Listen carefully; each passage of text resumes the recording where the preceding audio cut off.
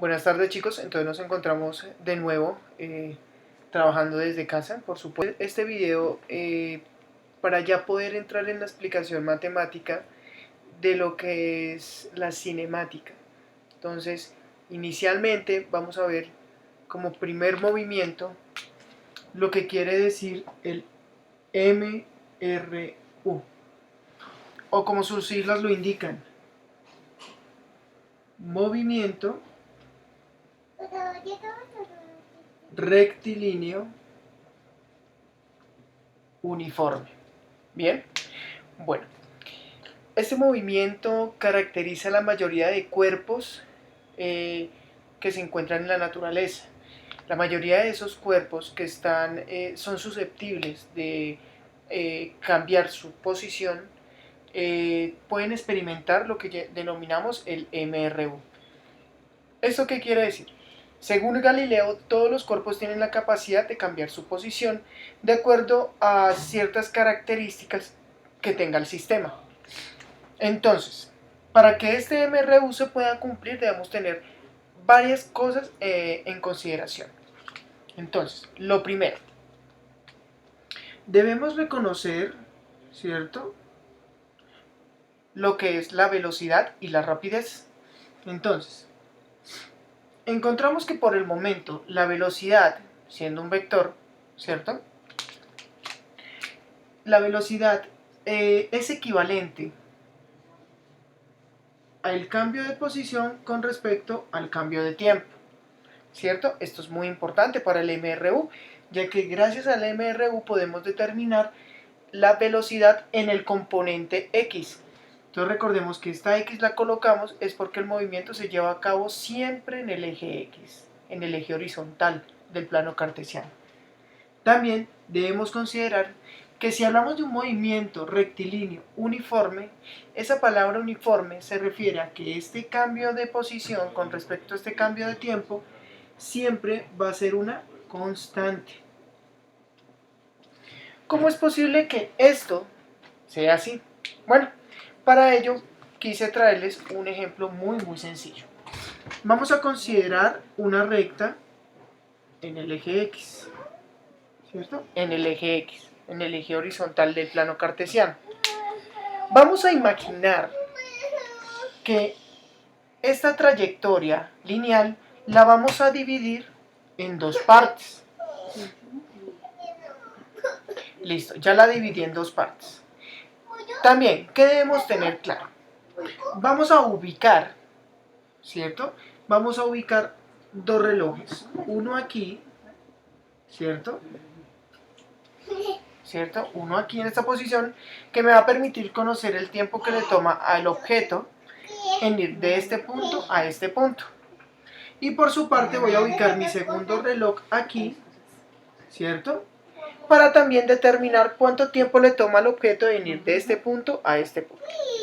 Bien, entonces vamos a ubicar el objeto de estudio. Entonces vamos a considerar una partícula en movimiento. Esta es mi partícula en movimiento, ¿cierto? Muy importante indicar el sentido en el que va a ir la partícula, sentido positivo, ¿cierto? Y vamos a suponer que la partícula se está moviendo, ¿cierto? Entonces, esta es la posición inicial y se va a ir moviendo, ¿cierto? Entonces, vamos a determinar un tiempo en el que le toma llegar acá a este punto. Vamos a suponer que en llegar a ese punto le tarda 10 segundos. ¿Listo? 10 segundos. Por su parte, cuando la partícula llega a este punto, ¿cierto?, automáticamente este reloj empezó a funcionar. Vamos a ver cuánto tiempo tarda de llegar de este punto a este punto. Entonces sigue avanzando, ¿cierto? Y notamos que cuando llega a este punto se tarda los mismos 10 segundos. ¿Qué nos está diciendo eso? Nos está diciendo que cuando la distancia que recorre, ¿cierto?, los intervalos de distancia que recorre son los mismos, ¿cierto?, son iguales. Entonces vamos a decir que este es mi delta x1 y este es mi delta x2. Entonces vamos a decir que son iguales, ¿cierto? Los intervalos de distancia son iguales, ¿cierto? En ese momento, porque más adelante lo vamos a ver, consideremos este espacio y este espacio es el mismo. O sea, este delta X que se refiere al cambio de posición a la distancia que recorre la partícula va a ser igual. Nos dice también que el tiempo, ¿cierto? El tiempo que tardó en recorrer este intervalo, podemos observar que es el mismo, ¿cierto?, que utilizó para recorrer esta distancia. Cuando estas condiciones se dan, podemos decir que la velocidad o rapidez en el eje X, ¿cierto?, es una constante. ¿Por qué reitero este ejemplo? Porque es muy importante que entendamos que para que se dé que la rapidez o velocidad en X sea una constante, tanto el cambio de posición como el cambio de tiempo deben ser iguales. Si no se cumple esta condición, muy seguramente al realizar los cálculos o al analizar el fenómeno que analicemos, no se tendrá en consideración este primer movimiento de la cinemática. Bueno, ahora sigamos con nuestro análisis. ¿Listo? Entonces, voy a borrar porque ahora vamos a entrar en un análisis tanto gráfico como matemático. ¿Listo?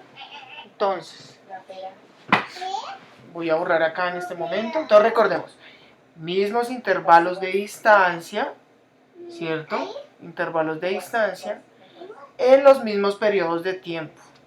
Entonces, ¿qué quiere decir eso? Sencillamente que la rapidez en este momento y en este momento va a ser igual, o sea, va a ser una constante. Bueno, vamos a borrar. ¿Listo? Y vamos a dejar nuestra fórmula inicial así. ¿Listo? Bueno. Vamos a considerar el siguiente sistema. ¿Listo? Entonces el siguiente sistema me indica lo siguiente. Listo. Entonces vamos a suponer que hay una persona en esta posición, ¿cierto? Vamos a suponer que está en esta posición. Y vamos a suponer que en cierta distancia se encuentra una partícula, ¿cierto? Entonces, esa partícula está a cierta distancia de esta persona, ¿listo? Vamos a hacer un poco derecha la línea. Me gusta que queden como tan torcidas, porque la idea es que siempre piensen en esto como el eje X, ¿cierto? El eje horizontal. Bueno, entonces tenemos nuestra partícula. ¿Qué notamos? Notamos que nuestra partícula, ¿cierto? Notamos que nuestra partícula se encuentra a una posición inicial, ¿cierto? Entonces, esa posición inicial con respecto al observador. ¿Quién es mi observador? Este es el observador. Es importante mencionar que dependiendo del sistema de referencia, nuestro observador se ubica. ¿Qué quiere decir? Que nuestro observador puede estar aquí, puede estar aquí, puede estar aquí, en el espacio, puede estar en cualquier punto. Pero convenientemente en este momento, para nuestro ejemplo, el observador y nuestro sistema de referencia va a estar ubicado en C. ¿Listo? Entonces, nuestra partícula está en una posición inicial.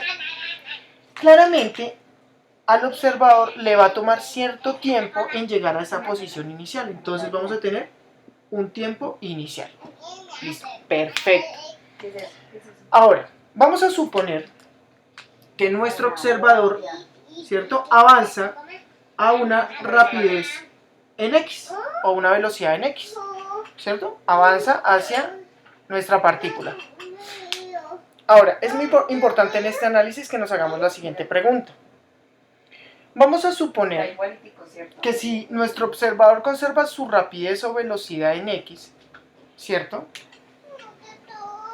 Vamos a suponer que él va a llegar, ¿cierto?, a una posición final, ¿cierto? Entonces, recordemos, posición inicial, entonces la distancia que recorre desde este punto de referencia hasta la partícula, en donde efectivamente va a tardar un tiempo inicial. Pero imaginemos que él se va a seguir desplazando a esa velocidad, ¿cierto?, hasta este punto de la posición final. Posición final. Bien, por supuesto, como hay un tiempo inicial, también hay un tiempo final, ¿cierto? Ahora, preguntémonos, yo como observador, a mí me gustaría saber cómo calcular esa posición final.